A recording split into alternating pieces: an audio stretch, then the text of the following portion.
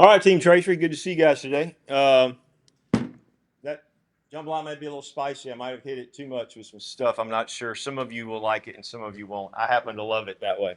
But anyway, man, glad you guys are here because you don't have to be, but grateful that you are. Let's pray together. We're going to jump into some time today just teaching. Thank you, Father, for the day. Thank you for keeping us safe. Thank you for opportunity to work. May Father, you propel us forward in our life.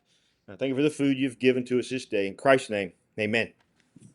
All right, hey man, we just finished up looking at the 7 key areas of life, right? So I've got them listed for you: family, friends, faith, field, finance, fitness, and fun. Right? A better you means a better life, and so this is really what this whole thing has been all about. We looked early, and I'm going to keep reminding you these because it matters to me that you know these things. You still have to keep working on your identity. You still have to decide what's a false label about you that needs to change, and you're not living that way anymore. You cannot live in your past, or you'll never enjoy the future that you have. So I'm just going to keep reminding you, man, work on your identity. Be who God's called you to be. Don't let somebody define who you are in that realm. And so that's important. The other thing important is your thought life, because everything happens between your ears. What you think will determine the attitudes that you display. And the attitudes that you display will be the thing that propels the actions, right or wrong. And so if you want a good life, you're going to become the truest you can. You're going to make sure your thoughts are true and right. And so you should think about those things. Don't just stumble through life. Actually have thoughts and decide what values are yours. And then you hold on to those. And then you create habits that will help propel you forward. We've given you all the help we can give you in that realm. That's really on you. Now we're talking, and what we just finished was a different animal. Better you still, but we're talking about balance. So we're not just talking about work. We're talking about your balance, right? Your whole life. Like how can you let your family get better? Some of you may not really enjoy going home. I've worked with guys like that. It's like, man, anywhere but home, right? And so if that's you, that's a sad place to be. You can make it better, but you won't if you're just going to stand on the sidelines and let it happen. And so that's why we took the time to talk about that. Friendship's the same thing. One of the biggest issues in the world today is loneliness. I think it's because we're so connected on our phones, we forgot how to connect with each other. And so friendships, not the kind that you get to, hit a button and decide I'm going to be somebody's friend, or hit a button and unfriend somebody. I'm talking about the genuine kind where you've walked through life and you realize this guy or this gal helps me get where I want to be. And so you want those friendships. They're the ones who show you blind spots, all of those things. Faith, crucial thing. I don't see how people get by without that. It is the game changer that's made me, if there's anything good about me, it's because I have a deep faith in the Creator Most High and in His Son Jesus Christ. And so it's changed my life. Field, that place you work, and you spend more time here than you do anywhere else. Unless you're part time like me, uh, but you spend here more than anywhere else. So you ought to enjoy what you do. And so that's important. How can you let it get better? How can you let it be more rewarding? The worst thing in the world is to go to work 45, 50 hours a week and don't feel like you're making a difference anywhere. Figure this thing out. Finances, same thing. It does take money to make the world go round. We can act like it doesn't, but money does matter. And how you steward it determines how well you live life. You don't have to have a lot, you just have to have margin, right? Margin with your money. Create whatever cap it is, or don't create a cap and make all you want, but don't let it be a god to you because it'll destroy you too. Fitness, you are what you eat. It's not about, I mean, working out matters, but it's about what you eat. You should eat healthy. You should think clean. All of those things matter. Fitness, mentally, spiritually, and emotionally. We just saw the result of that last week with Charlie Kirk getting killed because somebody wasn't mentally fit, and so things happen, right? That's what we want to avoid. Last thing we talked about last week was fun. You got to have that. Uh, and so now, listen, if you're in anywhere in this thinking, yeah, actually, I've been halfway paying attention here and I kind of want to get my life better, then you probably realize that it ain't easy because there's certain obstacles. In every one of these, there's going to be some obstacles, which is where we're going now for the next few weeks. You're going to run into a wall. You're going to try and help your marriage get better, and you may end up having a terrible fight, right? Or they may do something that just really irks you, and you just let loose with some words that you shouldn't have, right? All of those things happen, and so you run into walls, you run into hurdles, obstacles, baggage. Your own baggage is man, we love to have, talk about our daddy issues or my mama did it this way or whatever. But listen, There's a lot of baggage in your life. That's why identity will help you move forward, because you can't carry that baggage into too many of these areas here. Now, the to get better, you and I have to deal with our stuff, right? You can't play the victim.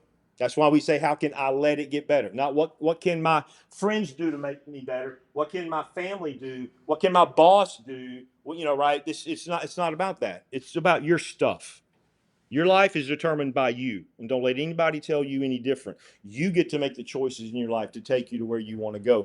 And so these are things we've talked about. Now, so here are your obstacles. Maybe they resonate with you, maybe they don't.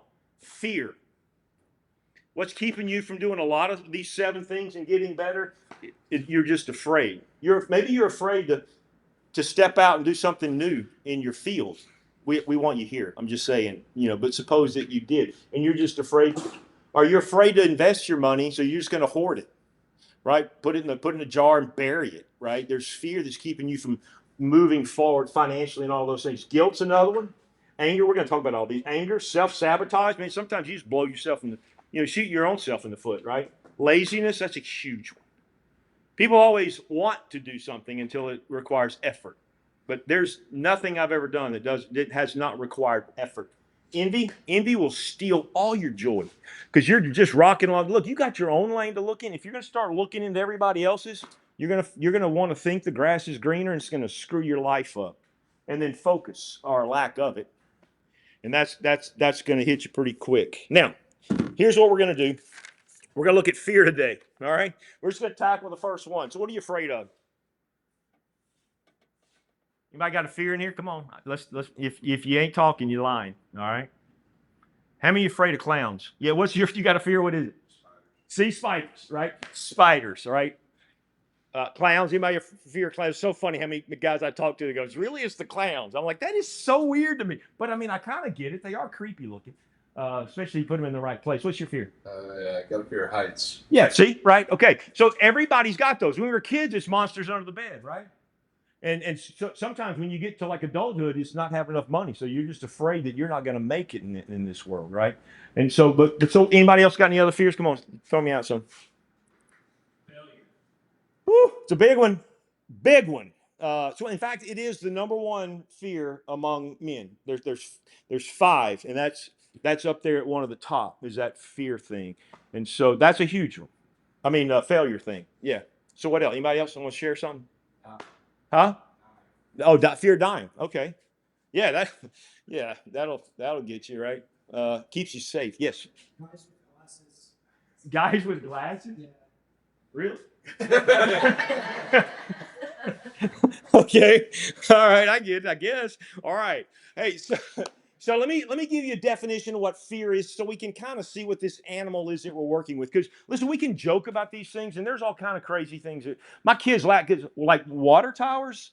I'm like, they just wig me out a little bit. I'm not afraid of anything, but I'm not living next to a water tower. I know it's crazy. It makes no sense, but I'm just like, Anyway, so, but here's the thing. Fear is an emotional response to a threat. That's all it is. You need to name that. It is an emotional response to a perceived threat. That's what fear is. Now, let me give you a working definition. It is the feeling of anxiety or agitation caused by the presence of, listen to this, real or imagined danger, evil, or pain. Real or imagined. How many of the things have you worried about that never came about? How many times have you woken up in the middle of the night, and then when you think about what you were afraid of, you thought, that is the stupidest thing. Why would I ever be afraid of those things, right? Real or imagined, those things come at us. Fear is a learned behavior. Little kids, little kids have 2 fears. This is scientific truth. I'm just blowing smoke to you. 2 truths. They're afraid of noise. That's why you see that baby jump. You clap your hands or whatever, right? And fear of falling. That's why you see them do that, right? They have those 2 fears. Everything else is learned. Fear is a truth issue, right? Like, people with glasses can't really hurt you. Spiders, rarely do people die of spider bites where we live, right? I mean, so we can start naming those things and go, yeah, but if I think about it and I face truth, I'm gonna be a little better in that whole thing. Truth is, huh? Somebody say something? Oh, truth is about you, God, and others. Now, here's what happens with fear. It's paralyzing, right? How many of you like took forever to ask a little girl out, or you know, ask a guy out or whatever, because you were just afraid that they were going to say no, right? Not you, right? Not me, baby. The only girl ever turned me down was my wife, and you see how that turned out. I own her. No, I'm just kidding. Don't let her say. Don't let her know I said that. No, but so there are those things, right? Rejection, loneliness, failure. Failure keeps people from changing. It is like Jason says. It's one of the things that will paralyze you. Change. Some people hate change. They're just so afraid of change, and are afraid of responsibility. People just don't. Hey, no, I don't want a promotion. That means I got to do something. I don't want to be responsible for that, right? Now, here are the top failures. Top fears. Failure is one. Two, losing status, right? Like that's just like all of a sudden you want to be in whatever in group you're in, and then you're afraid that you're not gonna be. And so you begin to start fearing that maybe somebody's going to be better friends with the guy that you really wanted to be friends with, right? And all those things happen. Those are all the head things that take place. Financial future is a number three fear that Americans face today. Number four is physical vulnerability. Not being strong enough, man enough to do what you need to do. And number five is a wasted life. People are afraid that their life just doesn't count, right? Loss of loved ones is in there always in one of those areas, and it bounces back and forth. Fear causes you to stagnate, right? Like, something happening. Like, oh man, what am I gonna do? You know, when I broke my leg, I don't really have a whole lot of fear factor. Honestly, I don't. But when I did, and Trevor gave me a hard time about jumping around on the stones. You know what? You'll find me out there doing a lot ever since then on those stones. I used to think I was a great parkour guy, right? I'm just gonna but you just do it because you want to make sure I'm not going to stagnate. I'm going to let something in my past determine what's going on in my future, and so stagnation is what happens. Or we deny and we just make excuses so that people won't know that we're really afraid. Was I don't want to do it. No, I don't feel like it. No, you don't. You're lying to yourself and to others because that's what fear does. And then fear causes us to compromise or to settle. Fear of failure is the number one because it's filled with the possibilities. Well, what if I launch this business and I lose everything, right? Or what if I invest that money? Or what if I have an honest conversation with my friend and it didn't go well, right? Those are all the things. You can act like they're not in your head, but they're all over the place. Here's what I do know, and it's the truth, and you can write this down. No one fears forward. You can fail forward, but you don't ever fear forward. You will never get anywhere if you let fear own you. Churchill, who, man, I don't know if you've ever studied him or not, he was a crazy man. Um, depending on your political persuasion, everybody thought differently of him. He had what he called a black dog. He suffered with depression, but this is what he says: success is stumbling from failure to failure with no loss of enthusiasm. If you're going to fail, fail big, right? Which is why he was able to steer World War II like he did, because he made some, what some people would say were foolish, not very calculated risks, but it worked. Study him, and you're going to find some crazy stuff there. Fear of rejection is a huge thing. Worrying about what other people think and becoming a people pleaser. Listen, you just got to do your own thing. If you sit around and wait on somebody to give you approval, you're going to be sitting a long time. Nobody cheered me on in most every endeavor I went on, right? When I decided to go into ministry, my dad wasn't thrilled about that. My dad was a Jesus guy, but he thought everybody in the ministry just couldn't pay bills. That's how he saw things. It was hard. Getting married young, he didn't like that either. Uh, but I knew if he didn't, he's going to have grandbabies, and I wanted to get to that marriage altar without having sex with anybody until I got married. That was my values, and those were my things. And so I had to make a choice. My choice was, hey, I know you don't like it, but this is what I'm going to do. Right? Change is the other one. We just love the comfort zone, but nothing good ever happens in the comfort zone, not for long. And then fear of cost of like what's going to be involved in that. So let me give you a few things real quick, just how to push through this, and because I don't know what your fears are, but I do want you to look at these issues and decide, is fear keeping me from letting this get better, right? And so it's not hard to determine whether fear is letting you not create a better family, right? Or friends, or any of these. It's a lot like David and Goliath. You remember the story from the Bible, young guy,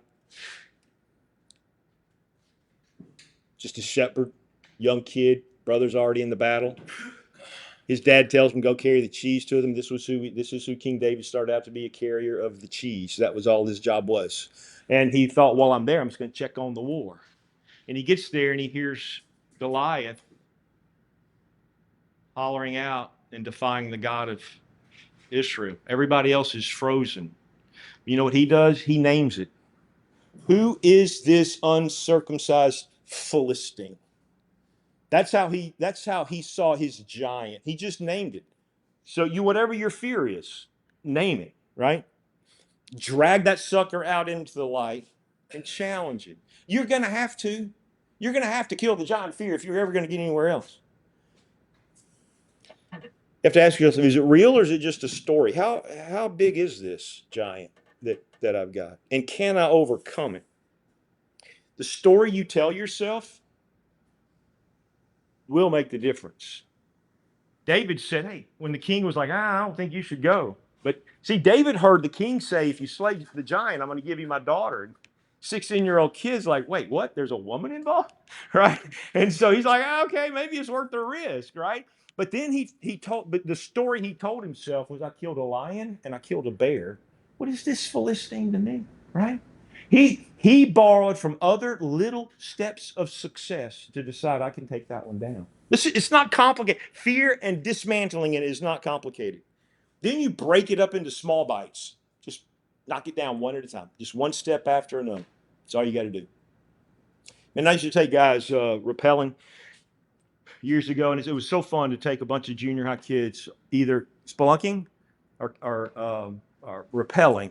Because the hardest part in all the thing is, listen, I can tie that strap on and get all that going, and they can watch me put that rope on the tree. But there's something about spreading your feet and leaning back and seeing 200 feet below you and the ledge of that cliff. It's the hardest thing in the world. So I always tell them, just look at me and act like you're sitting down. Don't look anywhere else. Just look at me. Take a seat. And as soon as they do that, they're like out over the edge. And then it's just you just look at the wall. The wall never changes. When you look down, woo, it'll freak you out. But you break it down into little bitty things. That's all you do with all of that. And then you just replace it with faith. I believe that I can do this. Now, some of you may not be optimistic. You should learn how to be more optimistic. There's rarely a thing that it's an arrogance, but it's like, I think I could do that. No, I could do that. I see stuff like, I could do that. That's how you conquer fear. And man, I'm for you guys. I'm hoping that you don't let that one. Next week, we're going to talk about some of these others. But hey, that's the TED Talk for today. So there may be some jambalaya left. So go have some. Enjoy your day. Thanks for listening.